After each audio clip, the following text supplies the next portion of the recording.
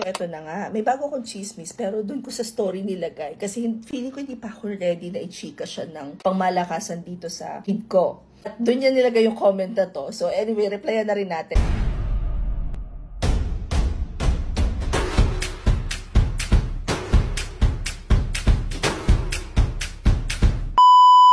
I think one factor, malaki yung impact, kaya marunong akong magtagni-tagni ng kwento, plus may value siya na binibigay sa audience, plus halimbawa nagpakita ako ng problem, kaya ko siyang lagyan ng solution. It's because I actually specialize in digital marketing. I've been doing digital marketing since I started freelancing.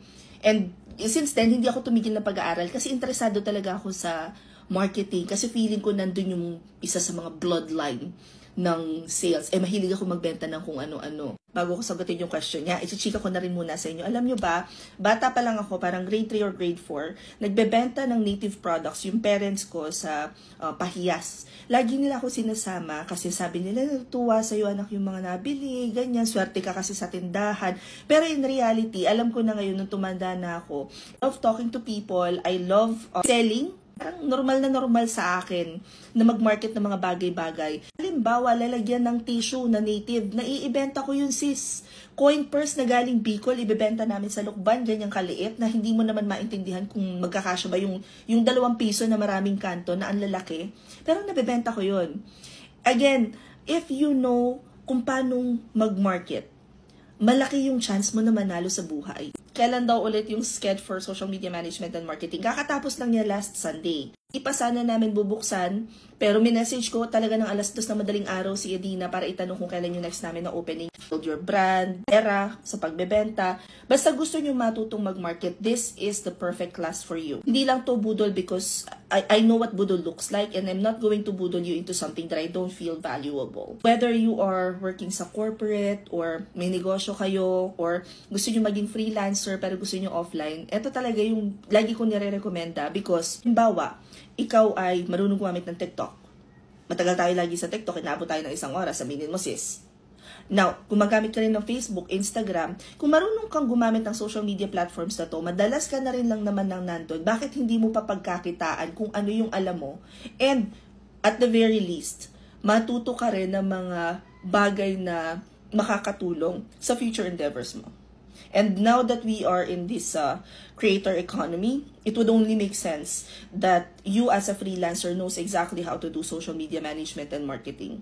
At wait guys hindi to sa pero hindi to pucho-pucho na klase.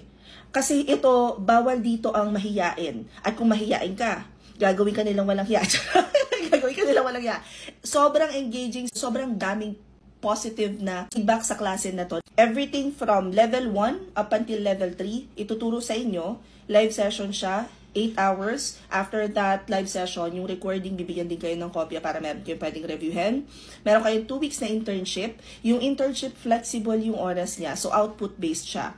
After nun, meron kayong application book. Tuturuan ko kayong paano mag-apply. Tapos, magkakaroon tayo ng final activity. Magsasubmit kayo ng mga resume, cover letter. Re-reviewin natin lahat. And then you will have your one-on-one with me. Just a heads up, ang bilis nitong mag-close kasi ang daming nag-enroll. Para siyang yung Amazon natin, na bigla-bigla nilang nawawala.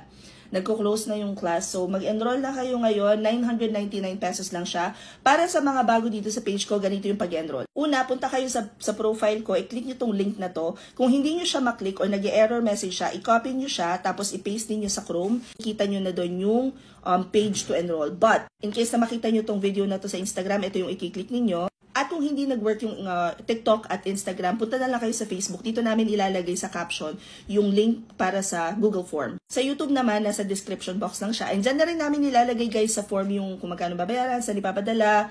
Andun na din yung course outline. So, kumpleto detalye na. Kung medyo may kulang pa man or may questions kayo, feel free to comment them here. Nalilimutan pa ba ako? Meron.